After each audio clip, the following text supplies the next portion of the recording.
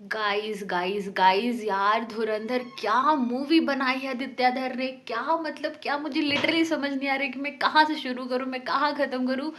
मतलब इतनी बवाल मूवी। ऑल दो मेरे एग्जाम्स चल रहे, बट फिर भी मैं वेट नहीं कर पाई कि मैं अपने एग्जाम्स के बाद 3 घंटे 3.5 घंटे निकाल के बैठ के देखूंगी। I just can't express my feeling कि हाउ हाउ मतलब how I am feeling, I am just blown away.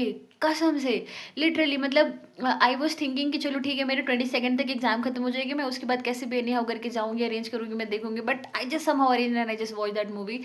और मुझे सही में नहीं समझ में आ रही कि मैं क्या बोलूँ क्या नहीं यार। क्या मूवी। एक तो ठीक है, पहले व्हाट माई ओपिनियन सेज मैं वो पहले बताती हूँ, उसके बाद फिर हम रियलिटी पे जाएंगे, व्हाट आई हैव एक्सपीरियंस।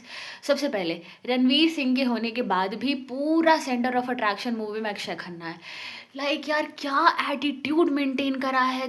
क्या मतलब, क्या मतलब, the way he walks, the way he deals, the way he presents himself, the way he मतलब हर एक थिंग, एक तो उसका एक्सप्रेशन, मतलब सब कुछ यार। मतलब पूरे मूवी में आपकी नज़र उनसे हटेगी ही नहीं, मैं कसम से बता रही हूँ। अगर आप मतलब लिटरली एक अगर न्यूट्रल पर्सन हो के भी अगर आप मूवी देखने जा रहे हो ना, सिर्फ रणवीर सिंह की एक्टिंग वगैरह आप साइड कर दो तो फिर भी मतलब बहुत खतरनाक, बहुत मतलब बहुत खतरनाक। एक तो लाइक अगर हम रियलिटी पे बात करते हैं कि मतलब मूवी हर एक तरह से बेटर है, हर एक तरह से। मतलब आदित्य धर ने क्या लिखा है, क्या मतलब the kind of thinking he has, और उन्होंने उस मूवी को लेके जिस लेवल पे सोचा, जिस लेवल पे उन्होंने बना के पब्लिक के सामने प्रेजेंट करा है, नॉन कंपैरेबल। मतलब कंपैरिजन ही नहीं कर सकते कसम से। एक तो कि मूवी ने सारे के सारे मेजर टेररिस्ट अटैक्स को कवर करा है, चाहे वो कांधार हाईजैक हो, चाहे वो 26/11 का अटैक हो, चाहे वो पार्लियामेंट अटैक हो। Everything has covered in such a beautiful way कि मतलब अगर आपने इन सारे इंसिडेंट्स को पढ़ा ना, लिटरली मैंने बहुत रिलेटेबल फील करा है। क्यों? क्योंकि एक्चुअली मैंने नीतीश राजपूत की ना सारी वीडियोस देख रखी है। मतलब उन्होंने जितने भी, वो एक्चुअली मेरे बहुत फेवरेट यूट्यूबर है। I do respect him a lot, क्योंकि उनके जितने भी वीडियोस होते हैं वो बहुत ऑथेंटिक, बहुत क्रेडिबल होते हैं, सारे फैक्ट्स एंड फिगर्स के साथ। तो मैंने उनका 26/11 हो, चाहे पार्लियामेंट अटैक हो, मैंने सारे वीडियोस देख रखे थे और लिटरली मेरे को सारा बैक स्टोरी पता था कि कैसे कैसे क्या हुआ था। And the moment I was watching the movie, I was just like memorising all the things which I have seen in his videos, everything. मतलब गाड़ी जिस तरीके से आ रही है, गाड़ी आके पहले टकरा रही है, उसके बाद फिर वो जो लेडी इंस्पेक्टर है सबसे पहले उसकी जान गई। उसके बाद फिर जब 26/11 का अटैक के बारे में मूवी में दिखाया गया, तो उस टाइम पे रियल इंसिडेंट्स, मतलब रियल जो कवर्स चल रहे थे न्यूज़ पे, उसको उन्होंने आदित्य धर ने ऐसे वो यूज़ करा है। फिर कसाब का नाम हो या फिर जो भी चीज़ें हो, मतलब रियलिटी को एक एक एक बैलेंस वे में, मतलब ऐसे इंक्लूड करके दिखाना was a very great thing.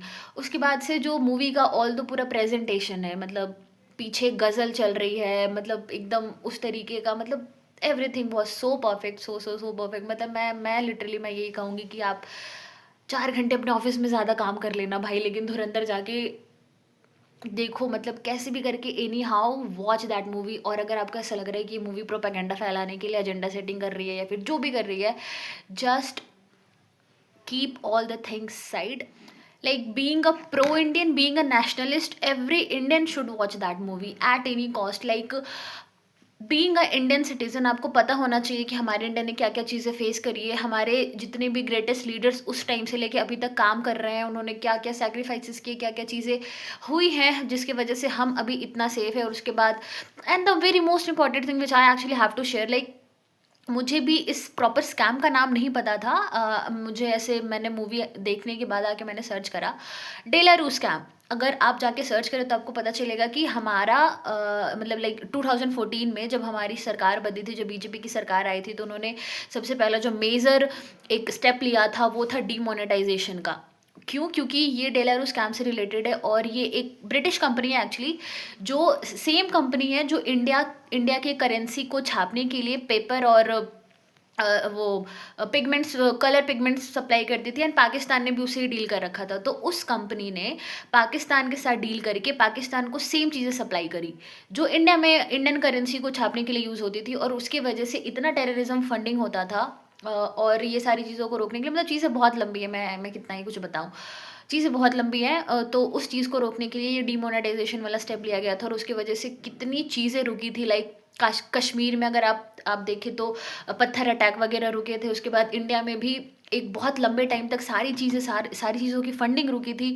मतलब मूवी मतलब 1 सेकंड के लिए भी आपको बोर नहीं करेगी। मतलब मैं अगर 1 घंटे भी बैठूँ ना इस पे बोलने के लिए तो चीज़ें बिल्कुल नहीं रुकेंगी। I was so blown away with the movie, so great movie I have ever watched. और वैसे भी मैंने इधर कुछ साल से मैंने बस सोशल मूवीज़ देखना ही शुरू करा। मैंने सारी लव स्टोरीज़ वगैरह सारी सारी बेकार चीज़ें मैंने देखना छोड़ दी हैं। मुझे एक्चुअली इतना चाहिए कि मुझे हर एक चीज़ पता हो, और मैं आपको बस यही सजेस्ट करूँगी, do watch that movie at any cost.